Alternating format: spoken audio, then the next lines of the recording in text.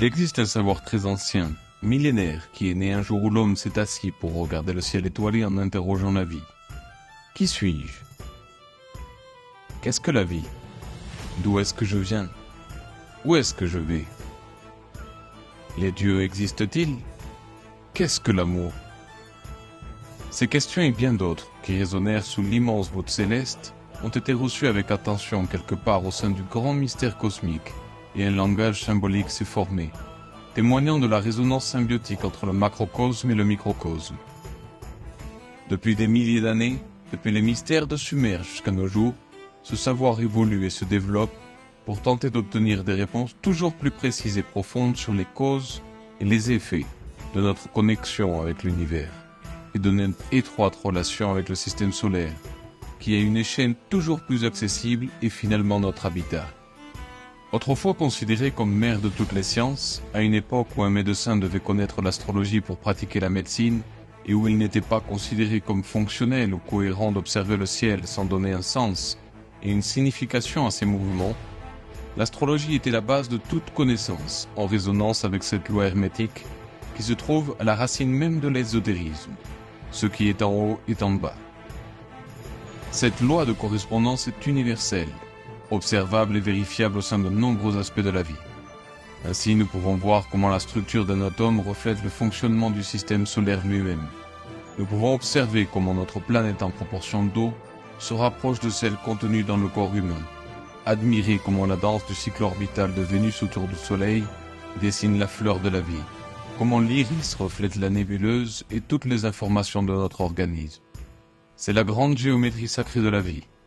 Les exemples sont innombrables et nous montrent comment la partie est le tout et le tout est la partie. C'est le principe fonctionnel de l'astrologie, un mécanisme subtil que nous devons connaître, honorer et respecter, afin d'ouvrir la porte du savoir. L'astrologie possède une profonde richesse historique. De Babylone à nos jours, elle a connu de nombreux processus de croissance. Les sages grecs de l'époque hellénistique sont probablement ceux qui ont le plus enrichi l'art d'interpréter le ciel, tandis que la religion et la science l'ont exilé dans un accord commun. Aujourd'hui, au milieu des distorsions du New Age, où les connaissances astrologiques profondes sont souvent réduites à des conceptions horoscopiques dénuées de sens, les spécialistes du marketing exploitent le potentiel astrologique, tandis que les véritables pratiquants et maîtres de ce savoir continuent à investiguer, pratiquer, étudier et partager leurs découvertes. Il est inévitable qu'aussi élevées que soient les connaissances astrologiques, l'interprétation repose sur un ego humain corruptible et souvent en quête de reconnaissance. Comme tous les arts et toutes les sciences de notre monde, l'astrologie possède une marge d'erreur et a besoin d'être affinée. Mais contrairement à de nombreux autres domaines de la connaissance, on ne lui a pas donné le droit de se tromper. Il est inévitable d'admettre que par peur, l'homme tend à vouloir anéantir ce qui dépasse sa compréhension. Et par profit, il veut soumettre l'acquis à sa manière corruptible et limitée d'être et de penser. C'est précisément ce qui est arrivé à l'astrologie et à toutes les disciplines et connaissances anciennes, ésotériques et alchimiques, aux distinctes sagesses ancestrales des peuples autochtones de diverses locations géographiques, et à tant d'autres connaissances dont nous aurions pu nous bénéficier pour grandir en tant qu'individus et évoluer en tant qu'espèce. Certaines pratiques et savoirs ont été éradiqués par l'Inquisition, d'autres assimilés par des sociétés en quête de pouvoir et de profit. Mais l'astrologie a survécu, car personne ne peut exercer sa volonté sur les affaires du ciel et de la terre. Elle est la digne fille de l'infini. Verseau par nature, l'astrologie n'admet pas d'être conditionnée ni limitée par l'académicisme, ni enfermée au sein des étroites perspectives idéologiques de l'homme. Uranienne par définition, elle ne sera jamais soumise à la volonté de l'homme avare, mais restera au service de la conscience de la planète Terre dont nous faisons indubitablement partie. Finie par sa condition terrestre et humaine, infinie par sa condition céleste et cosmique, l'astrologie nous permet, par le biais de l'étude du thème dental ou astral, d'établir ce que l'on pourrait appeler une authentique cosmoradiographie de l'être, un schéma précis qui permettra à celui ou celle qui l'étudie de connaître ou de se connaître en profondeur. En raison de sa qualité sauvage et libre, exclue de la reconnaissance sociale et académique, elle arrive par destin dans la vie de ceux qui sont passionnés et enchantés par sa mystérieuse magie interprétative. En réalité, toute personne qui choisit de l'étudier libre de préjugés ne tardera pas à constater une évidente correspondance astrale, liée aux caractéristiques énergétiques et psychologiques qui l'accompagnent, ainsi qu'aux expériences vécues depuis avant même la naissance. En relation avec plusieurs professionnels et enseignants de l'astrologie qui se consacrent au conseil et à l'enseignement, à la recherche et à l'étude de l'astrologie, nous partagerons des points de vue constructifs et enrichissants sur ce grand savoir qui unifie le ciel et la terre.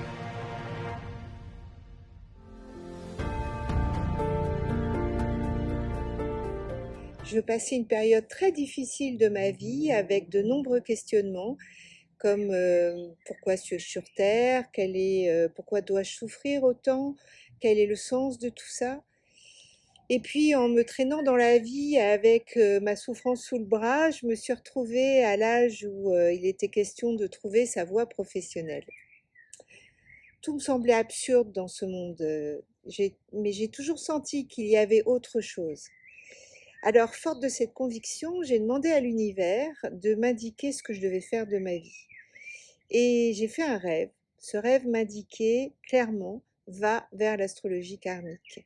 C'était d'autant plus surprenant que je ne connaissais très peu l'astrologie et encore moins le mot karmique. Donc ma recherche a commencé ce jour-là. J'ai découvert les livres d'Irène Andrieux qui parlaient du karma.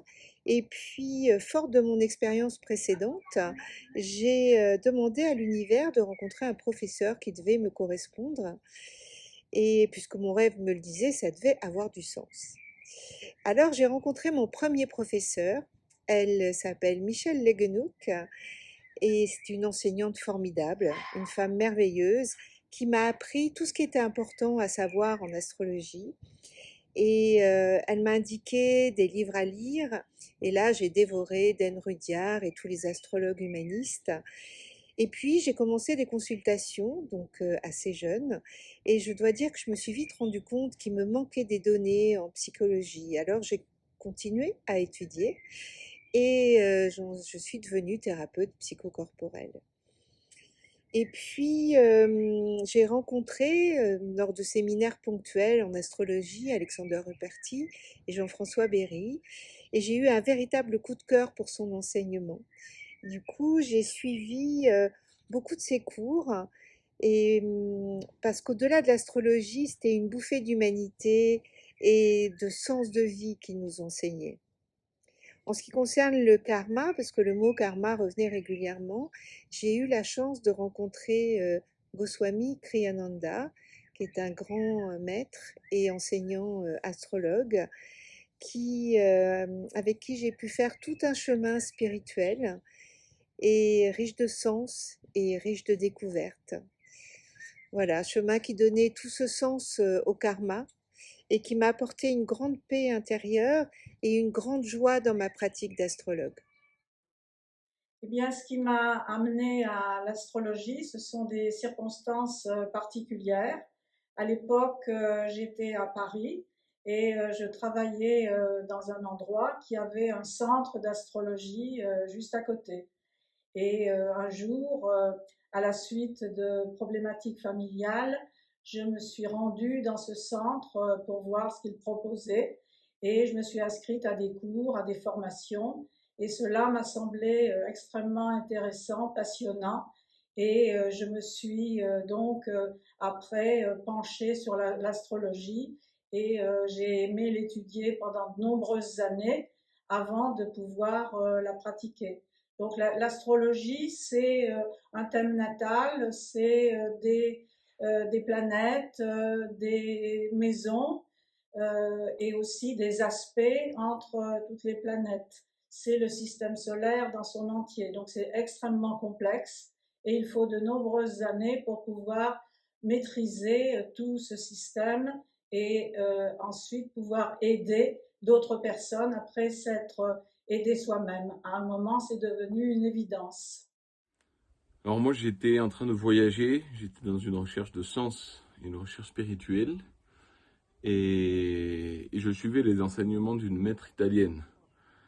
Et donc, bon, divers enseignements d'ordre spirituel et d'ordre ésotérique. Et donc, il y a un moment où on suivait des enseignements basés sur l'intuition, on développait beaucoup l'intuition, etc. Et comme bon Capricorne, l'intuition comme ça me parlait pas trop. Alors, elle m'a conseillé d'apprendre l'astrologie. Elle m'a conseillé d'apprendre l'astrologie, et donc je lui ai demandé si elle connaissait un professeur. Elle m'a dit que oui, qu'elle connaissait un très bon professeur. Et je me suis mis en contact avec ce professeur. Il commençait une formation presque immédiatement. Donc, j'ai sauté sur l'opportunité, j'ai commencé. Ça a été une rencontre extraordinaire. Alors, j'avais jamais eu de contact avec l'astrologie auparavant. Jamais entendu parler, jamais prêté beaucoup plus attention. Bon, les horoscopes, les trucs des médias qui n'ont aucun sens, j'y avais jamais prêté attention beaucoup non plus. Et puis j'avais jamais fait de consultation, jamais rencontré d'astrologue, jamais touché au sujet en fait. Et j'ai commencé à apprendre l'astrologie, donc absolument sans savoir ce que c'était, mais j'avais toute confiance en la personne qui m'avait proposé d'apprendre l'astrologie. Donc j'ai commencé, ça a été le coup de foudre avec l'astrologie. Immédiatement, j'ai accroché complètement. Je me suis passionné d'aucune autre manière auparavant ça m'était arrivé, excepté peut-être pour le chamanisme, puisque ma recherche initiale elle était liée au chamanisme. Et puis voilà, ça a été génial. Immédiatement, dès les premiers cours, j'ai accroché. J'ai trouvé ça extraordinaire que quelqu'un puisse vraiment me décrire comme ça, et puis trouver les manières de pouvoir me connaître en profondeur, basé sur l'interprétation d'une carte du ciel. C'était pour moi quelque chose d'extraordinaire. Il y a pas d'équivalence. Donc le chemin a débuté de cette manière.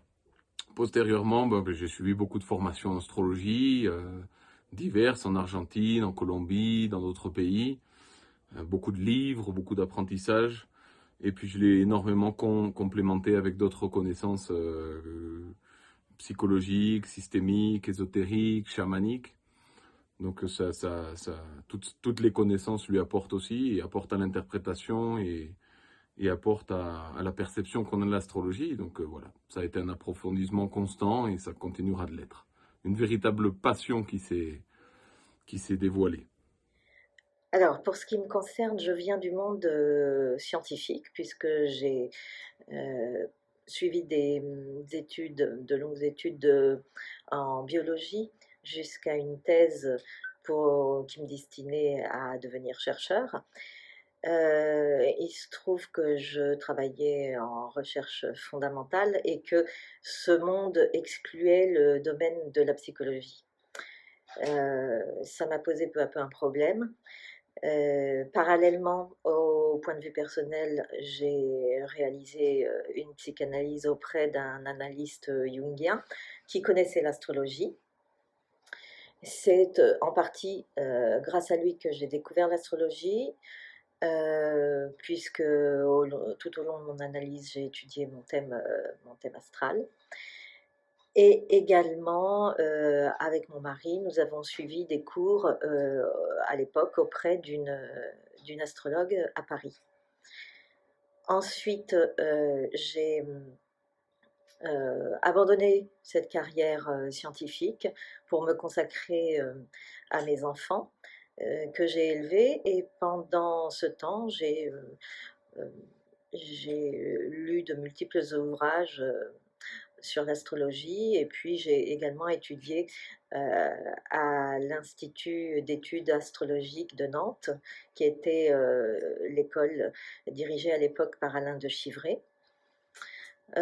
Pour ensuite, ce qui m'a conduit à m'installer lorsque je me suis sentie prête en tant qu'astrothérapeute dans ma ville, à Vernon, en Normandie. Et ensuite, je me suis également installée en tant que psychanalyste. C'était dans les années 70, j'avais 20 ans, je m'intéressais beaucoup à l'occultisme, à l'ésotérisme, plus particulièrement, je dois dire, aux philosophies orientales. Le livre des morts tibétains m'avait beaucoup marqué. et je venais de découvrir Krishnamurti, ce qui n'est pas rien parce que c'est quelqu'un qui m'a influencé toute ma vie. Et j'avais 2 amis qui poursuivaient des activités similaires. Et un jour, alors évidemment nous étions passionnés, nous discutions pendant des heures de tous ces sujets, et un jour, je ne sais pas du tout comment ça a pu se faire, un ami a acheté donc le Yiking, la traduction de Richard Willem. Moi-même, j'ai acheté le kit pour tirer le tarot.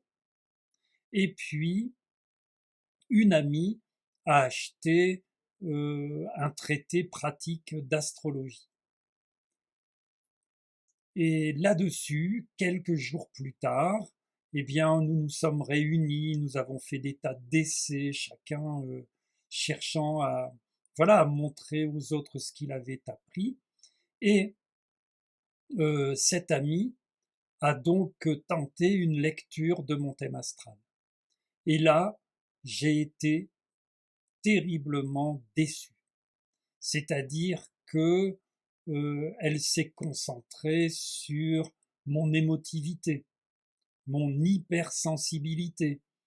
Il est vrai qu'elle lisait dans le texte ce qu'elle voyait, et comme j'ai le soleil, la lune, l'ascendant en signe d'eau, l'émotivité était forcément au rendez-vous.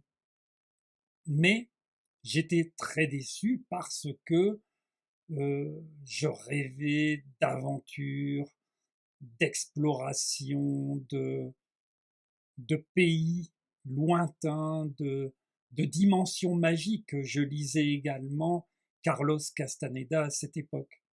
Et c'est là que Uranus à l'ascendant s'est manifesté. Évidemment, j'ai conclu tout cela bien plus tard. C'est-à-dire que plutôt que d'aller consulter un astrologue, tout simplement, et j'avoue que ça ne m'est pas du tout venu à l'esprit, eh bien, le lendemain, j'ai acheté le traité pratique d'astrologie d'André Barbeau, avec table de maison, et puis j'ai calculé mon thème, et j'ai commencé à étudier l'astrologie en autodidacte de cette façon. Et bien sûr, mes études ne se sont jamais arrêtées. Je trouvais ça formidable. Vraiment une découverte qui m'aidait à comprendre qui j'étais à l'adolescence. Enfin, c'est ma mère qui m'a suggéré d'aller voir un astrologue connu à Bruxelles, Paul Cardinal, pour orienter le choix de mes études. Donc à 18 ans. Et enfin, à 24 ans, j'ai commencé à l'étudier, d'abord de façon autodidacte, et puis très vite avec des cours collectifs au Cébésia. D'ailleurs, le premier professeur qui remplaçait mon prof malade, c'était Gustave Lambert-Aubrahy, assez connu, qui a écrit des livres d'astrologie mondiale et tout. Le langage astrologique s'incarne, dans la majorité des analyses, au sein du thème de naissance ou astral, carte du ciel tel qu'il était au moment de la première respiration. Tel qu'il était depuis la perspective astrologique appelée tropicale, qui diffère de la réalité, des constellations appelées sidérales. Au sein de sa composition à la fois élémentaire et fondamentale, le langage astrologique se compose entre autres des signes zodiacaux, des planètes naines et luminaires de notre système solaire, des maisons et des aspects mathématiques qui les relient. Ces 4 composantes représentent les 4 piliers de l'interprétation et peuvent être étudiées en profondeur pour permettre le développement d'une analyse astrologique à la fois profonde et précise. Il existe cependant une multitude de connaissances complémentaires, héritées de l'Antiquité mais aussi développées à l'époque contemporaine, qui peuvent ajouter richesse, complexité et précision en interprétation de ce langage sacré millénaire. Si la validité de nombreuses techniques anciennes est contestée et réévaluée, peut être inadaptée à l'homme moderne, force est de constater que l'astrologie fait actuellement des progrès immenses en développant des moyens d'approfondir l'interprétation et la lecture du ciel natal.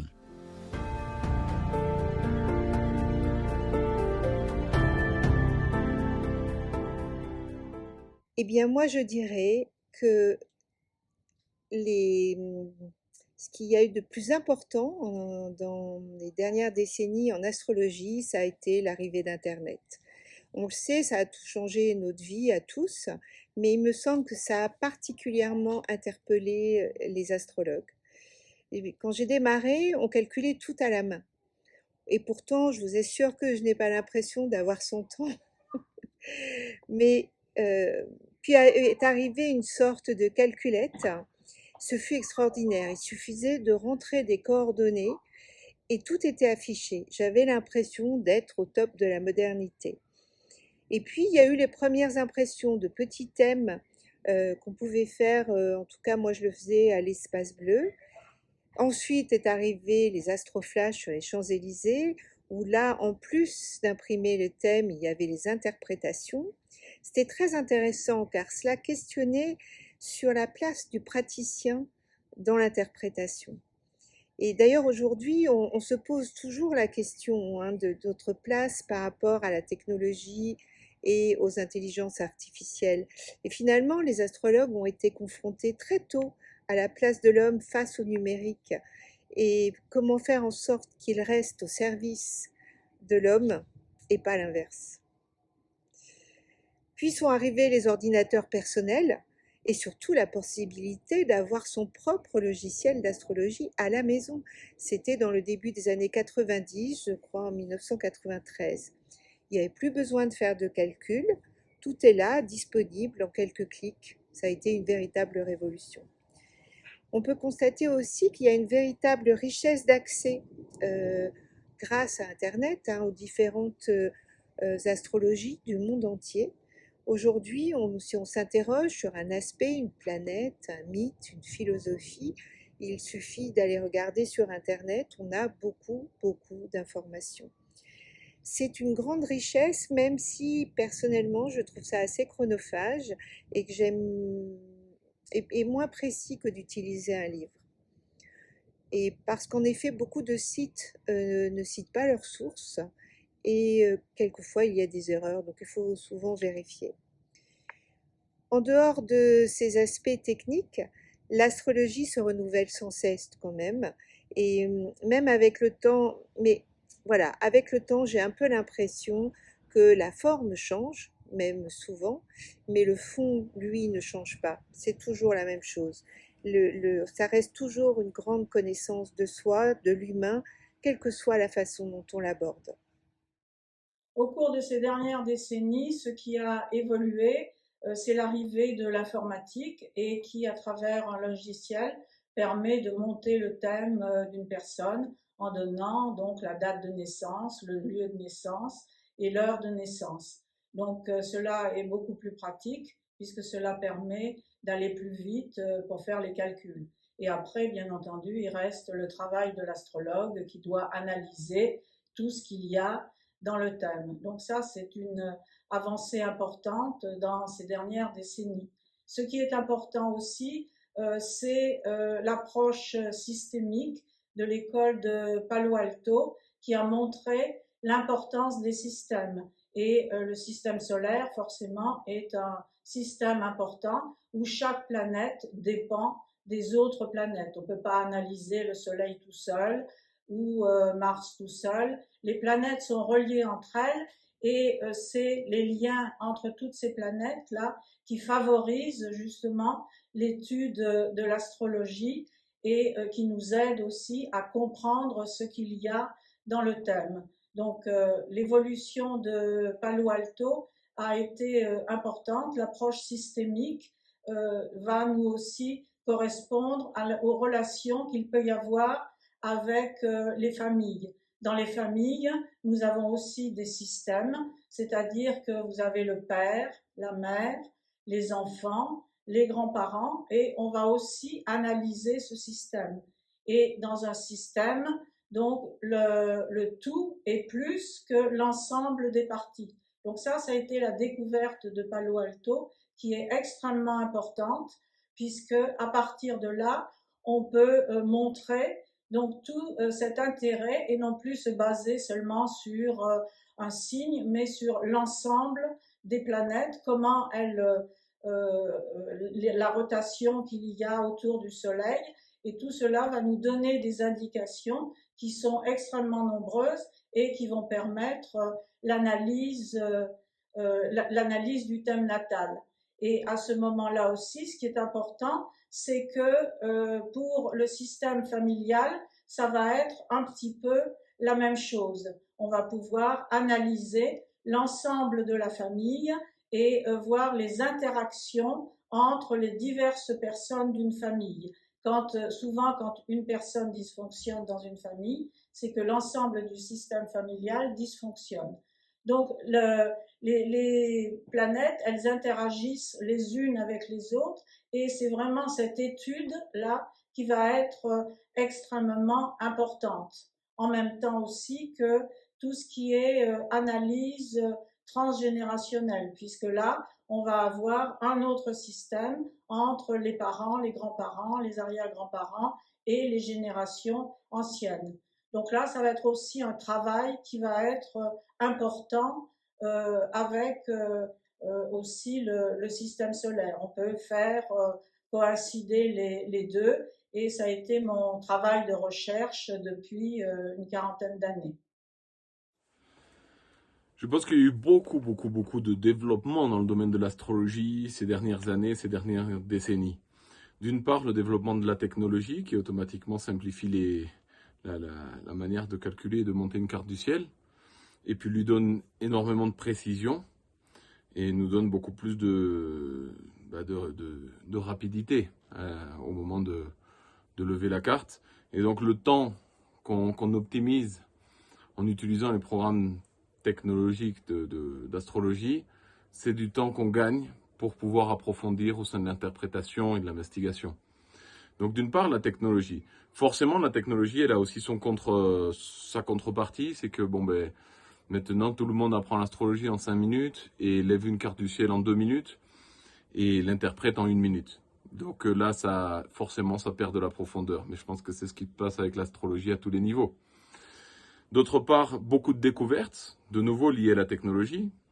Donc les découvertes de planètes naines et de planètes lointaines, comme CRS, que j'utilise énormément en astrologie, que je considère comme maître de la Vierge. Quaoar, Sedna, Eris, Makemake, et beaucoup d'autres planètes, d'autres points qui sont vérifiables et observables au télescope. Et donc, forcément, ça fait gagner beaucoup de précision et de profondeur à l'interprétation. Et d'autres progrès, l'astrologie ascensionnelle, qui a été développée au cours du siècle passé en Argentine par 2 astromathématiciens argentins, Wendell Pollick et Nelson Page, et dont les recherches ont été poursuivies par leur petite fille, qui est la directrice du Centre astrologique de Buenos Aires. Et donc l'astrologie ascensionnelle qui donne énormément de précision à l'interprétation de la carte natale et qui permet de faire une différence entre ce qui se passe à l'intérieur et ce qui se passe à l'extérieur. Bon, c'est un thème qui est très vaste, donc je ne vais pas le développer énormément maintenant. Mais l'astrologie ascensionnelle et topocentrique qui effectivement est énormément utilisée dans le monde entier à l'heure actuelle. D'autres développements et approfondissements, forcément, comme l'astrologie, c'est un art et une science ésotérique et holistique. Elle se nourrit de toutes les sciences et les arts et les disciplines et les philosophies qui vont en parallèle. Donc dans la mesure où il y a du développement dans le domaine de la psychologie, dans le domaine de la métaphysique, dans le domaine de l'ésotérisme, dans beaucoup de domaines en parallèle, forcément ça va nutrir l'astrologie, ça va lui donner un développement et une profondeur. Maintenant, je pense que l'astrologie a beaucoup à apporter aux autres disciplines.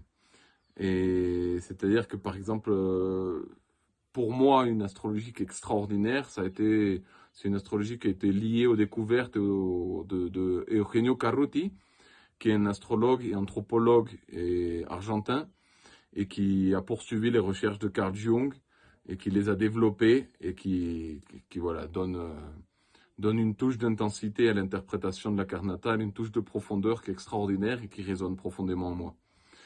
Donc il y a beaucoup de développement et je pense que forcément dans la mesure où davantage de personnes puissent accéder à l'astrologie et la connaître et s'en passionner, l'étudier et l'investiguer, on va approfondir à une vitesse extraordinaire et on va tâcher de profiter d'un joli trigone Pluton-Uranus qu'on a en ce moment qui va durer plusieurs années pour tâcher de lui donner des beaux contenus et des beaux aspects. Tout d'abord, ce que je dirais spontanément, c'est l'apparition des logiciels d'astrologie qui ont permis de faciliter les calculs, de les rendre plus rapides, de les rendre plus fiables aussi, parce que ça minimise quand même l'erreur humaine. Ça, c'est important. Ça a facilité beaucoup le travail de l'astrologue et même l'approche de l'astrologie.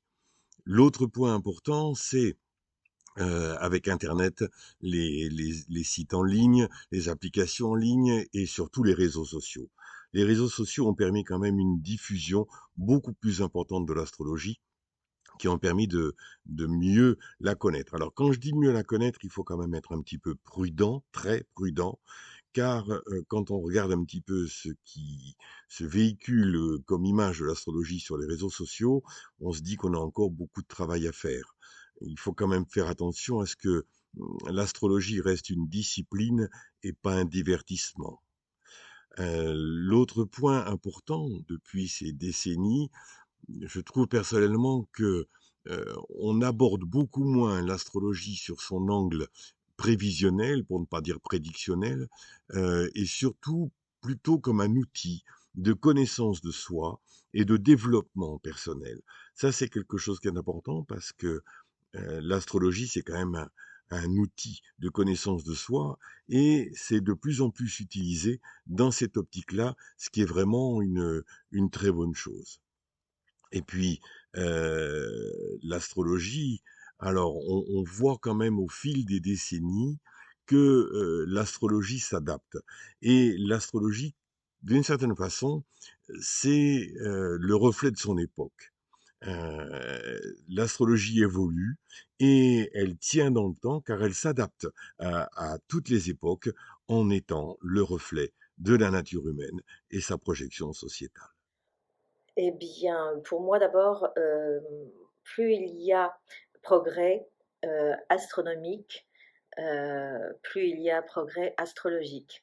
La découverte de nouvelles planètes, de nouveaux astéroïdes, etc., permet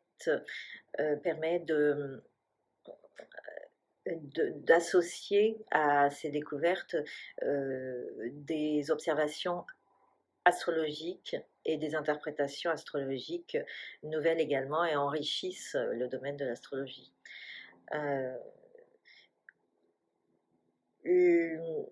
Lors des dernières décennies, le développement bien sûr de l'informatique a permis l'élaboration de multiples logiciels qui ont largement facilité l'élaboration, par exemple, naturellement des cartes natales qui ne s'élaborent plus maintenant avec un papier et un crayon, donc ça facilite, ça donne d'autant plus de temps finalement à l'interprétation, ce qui n'est pas une mauvaise chose en soi. Les réseaux sociaux, bien sûr, ont permis de développer la communication de ce savoir, de ce langage auprès des gens en général, entre les astrologues professionnels.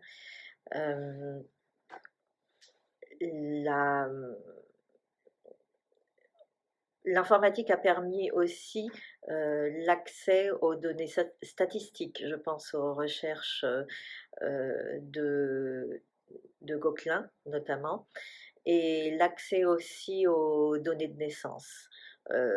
voilà, tout ça s'est démocratisé, tout ça est beaucoup plus accessible et on peut beaucoup plus facilement travailler en astrologie et découvrir ce monde depuis ces dernières décennies, depuis l'apparition de ces nouvelles technologies finalement.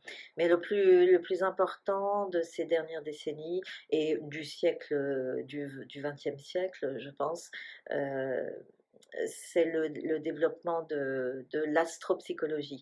On est passé de la prédiction, de la prévision pure, finalement, qui était la base de l'astrologie auparavant, au développement personnel, à l'usage de l'astrologie pour l'individu. En dehors de l'astrologie mondiale, bien sûr, mais l'astrologie est devenue beaucoup plus appliquée à l'aide à l'individu, à son devenir, à ce qu'il a réalisé dans la vie, à son développement personnel. Et pour moi, ça, c'est un des progrès, une des évolutions, l'évolution la plus importante de ces dernières décennies vis-à-vis de l'astrologie.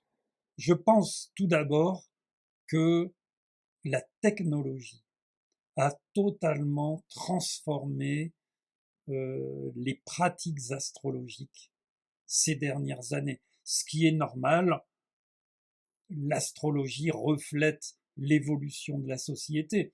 Mais lorsque l'on a commencé, comme moi, dans les années 70, donc calcul avec table de maison, avec des éphémérides qui étaient souvent pas très précises. Les premières éphémérides que j'avais indiquaient la position de la Lune tous les 3 jours. Eh bien, et dessiner le thème à la main prenait une demi-heure ou plus. Donc c'était un peu compliqué, les recherches étaient difficiles. Et maintenant, nous avons des logiciels de niveau professionnel sur nos smartphones, ce qui est tout à fait extraordinaire. Et j'aime bien dire que les astrologues du passé auraient tué pour obtenir nos facilités. Alors maintenant, c'est une technologie brillante, mais qui a ses revers. On trouve des milliers de vidéos sur Internet qui sont pleines d'incohérences, parfois même d'absurdités. Comme on peut tout calculer, on calcule tout. Donc tout devient absolument signifiant. Il y a des milliers d'astéroïdes qui sont interprétés non pas par l'expérimentation, mais par leur désignation, leur nom mythologique. Ce qui fait qu'on n'y gagne pas à tous les niveaux, mais en même temps, pouvoir calculer la conjonction Uranus-Neptune-Pluton en moins 576 avant Jésus-Christ, s'amuser avec les différentes hypothèses de la naissance du Christ pour essayer de monter son thème astral, c'est tout à fait extraordinaire, bien entendu. Et puis, un autre point marquant, c'est la multiplication des textes, des éditions, certains textes qui n'avaient jamais été traduits. Nous devons beaucoup, je crois, au projet Hindsight américain, qui a fait des traductions latines et grecques d'auteurs que nous ignorions presque complètement, comme Vettius Valens, comme Dorotheus de Sidon, ce qui nous donne une approche différente, complémentaire, une alternative en fait à ce que nous avons appris à travers Ptolémée, qui a régné sans partage sur l'astrologie occidentale pendant XIX siècle. Ce qui fait que, à mon avis, ces dernières décennies permettent l'émergence d'un nouvel âge d'or de l'astrologie. C'est dans les années 80 et 90 que les ordinateurs ont permis la publication d'éphémérides très détaillées, donc avec les positions des planètes, d'abord par les éditions Rosicruciennes, et puis encore mieux avec les complete éphémérides d'Auréas, excellentes, qui sont d'ailleurs encore aujourd'hui disponibles de façon numérique. Enfin, les logiciels pour PC sont arrivés et nous ont petit à petit permis l'accès à des centaines, voire à des milliers d'années, ce qui était tout à fait extraordinaire. Et maintenant, avec Internet, on a l'excellent site Astrodienst avec astro.com qui propose tout ce que vous voulez que vous ne trouvez pas dans vos logiciels ou vos éphémérides. Alors, concernant l'interprétation, en France, on a eu d'abord André Barbeau, qui a analysé l'histoire des cycles planétaires associés. Parallèlement, Jean-Pierre Nicolas a proposé l'analyse des âges de la vie correspondant aux planètes et les signes du zodiaque en relation avec leur déclinaison. Même s'il ne mentionne pas le mot déclinaison, en fait, c'est tiré de là. Enfin, Dane Rudhyar et Alexandre Ruperti ont contribué à la compréhension des cycles planétaires. De toutes les possibilités qu'elle offre, l'astrologie excelle en tant qu'outil de connaissance de soi. Elle nous permet de connaître et de comprendre un être humain avec un niveau de précision et de profondeur très élevé, sur la base de l'interprétation de son thème de naissance, sa carte de naissance. En respirant pour la première fois, l'être qui commence son voyage sur Terre obtient un guide de la grande synchronicité dont il fait partie, et pourra consulter cette boussole cosmique pour toutes sortes de doutes et de questionnements, comme si le ciel étoilé lui-même était toujours prêt à offrir une orientation et des conseils pour recueillir plus de sagesse et d'amour sur ce chemin mystique qu'est la vie. Si son grand potentiel réside au sein de la connaissance intérieure et ésotérique, l'astrologie offre un éventail de possibilités à ceux qui souhaitent l'étudier et l'interpréter. Comme le soulignent les sages, elle n'a pas pour but de conditionner et de limiter l'être en l'enfermant dans un destin sans libre arbitre. Au contraire, l'astrologie permet de connecter à l'infini afin d'obtenir des réponses et de cheminer avec plus de confiance et de clarté sur le sentier que nous avons choisi et que nous choisissons de vivre tous les jours, consciemment ou inconsciemment. Néanmoins, les débats se poursuivent. Parmi toutes ces merveilleuses qualités, quelle est celle qui ressort le plus et qui peut être la plus utile à ceux qui la consultent ou l'étudient?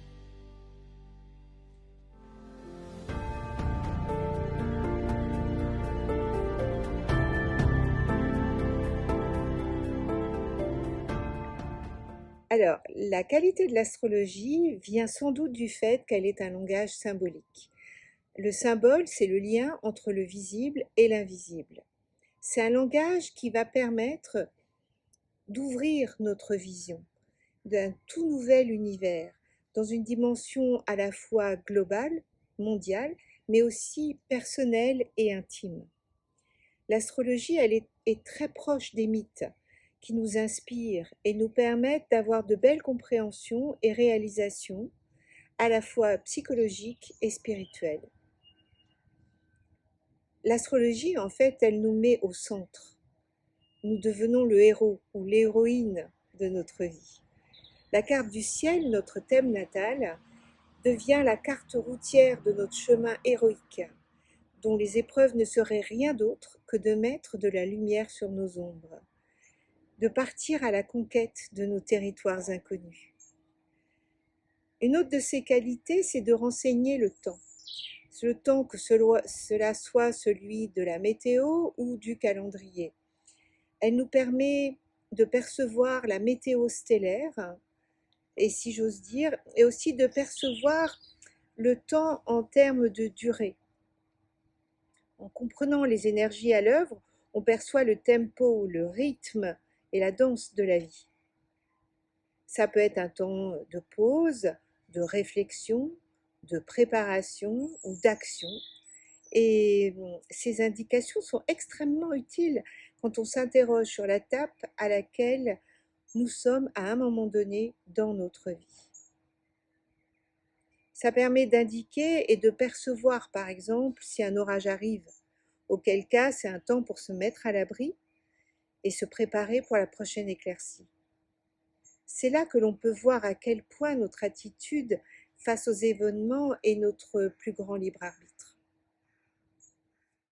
L'avantage de l'astrologie, c'est vraiment se connaître soi-même, c'est la connaissance de soi qui est vraiment très importante.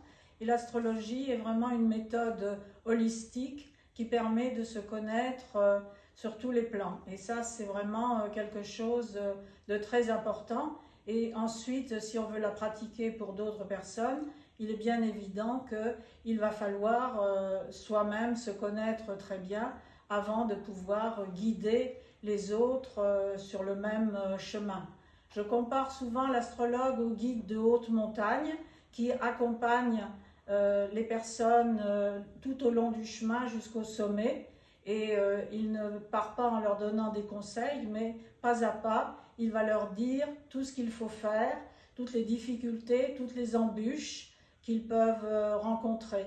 Et cette comparaison pour moi est très importante parce qu'elle donne vraiment l'essentiel de la qualité de l'astrologie.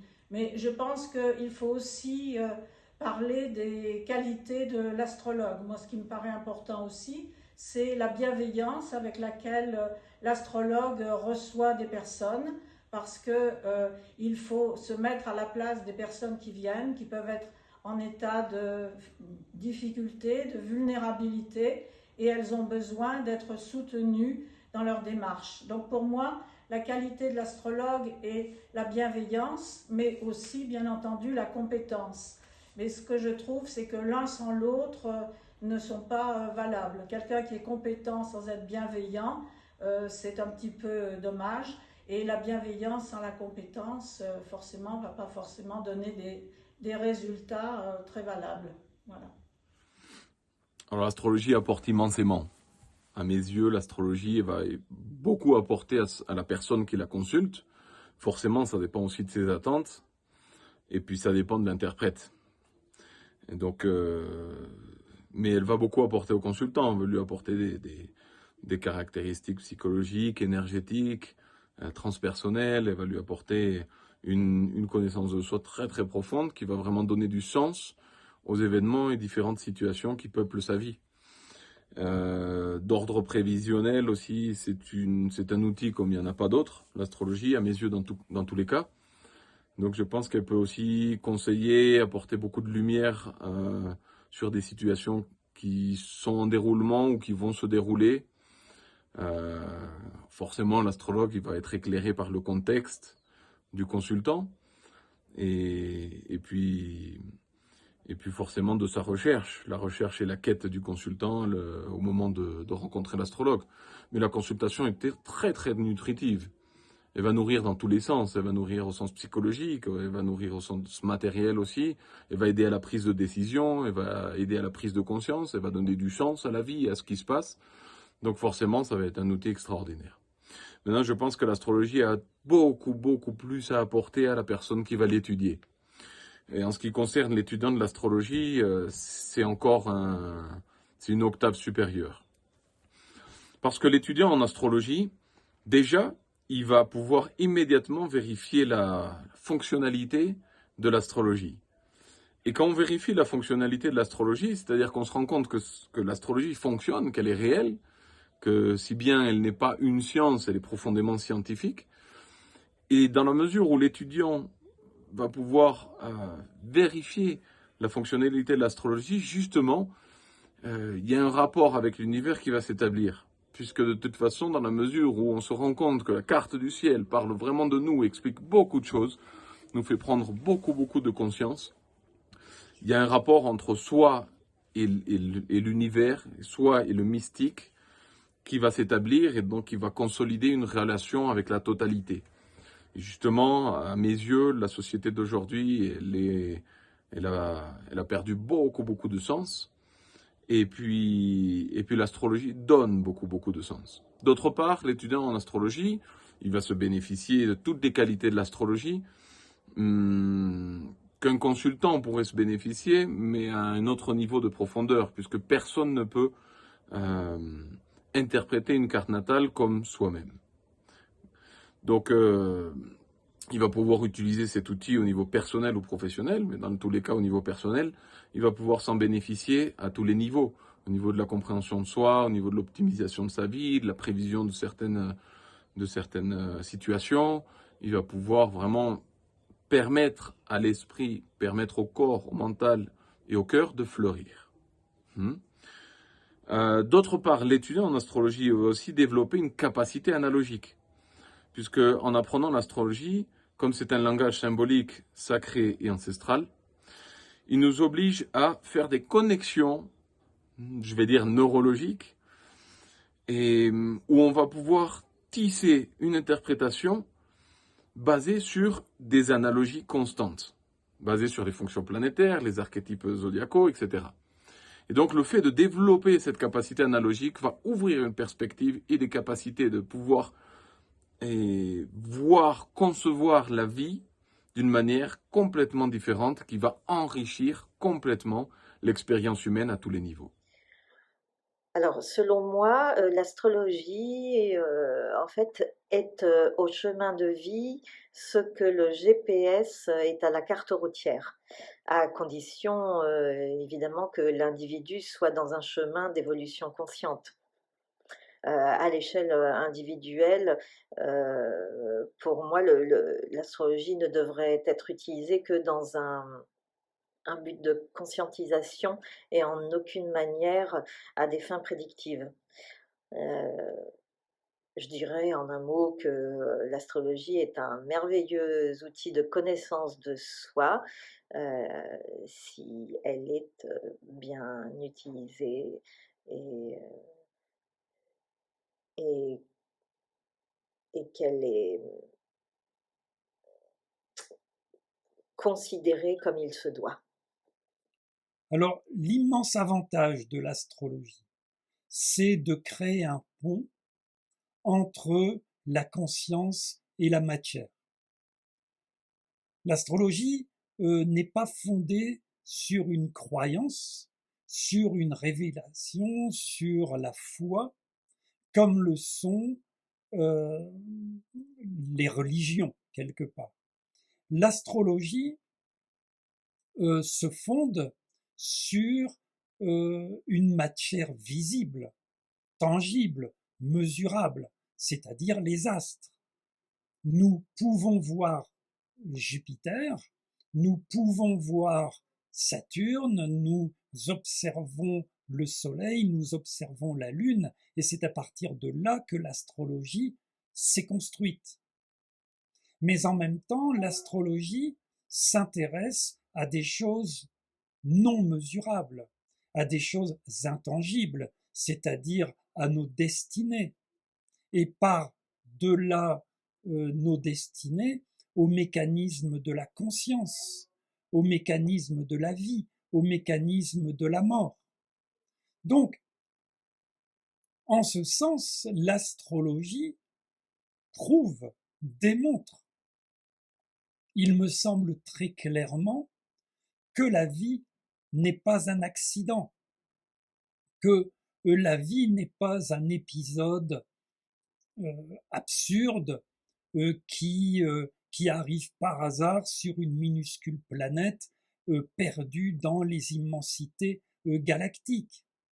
La vie a un sens Et l'astrologie est peut-être l'unique discipline qui prouve que la vie a un sens.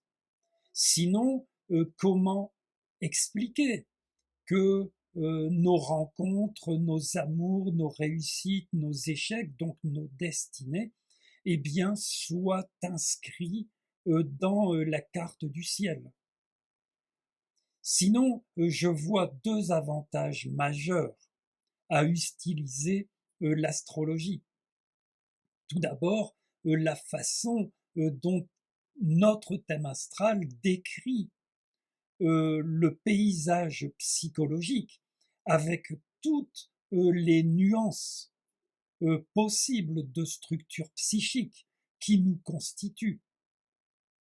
Et le second avantage, c'est que l'astrologie, au cœur de ce paysage, va révéler un sentier qui n'appartient qu'à nous, qui traverse ce paysage, qu'il nous est libre ou non de suivre, mais qui a possibilité à nous mener à la réalisation de soi.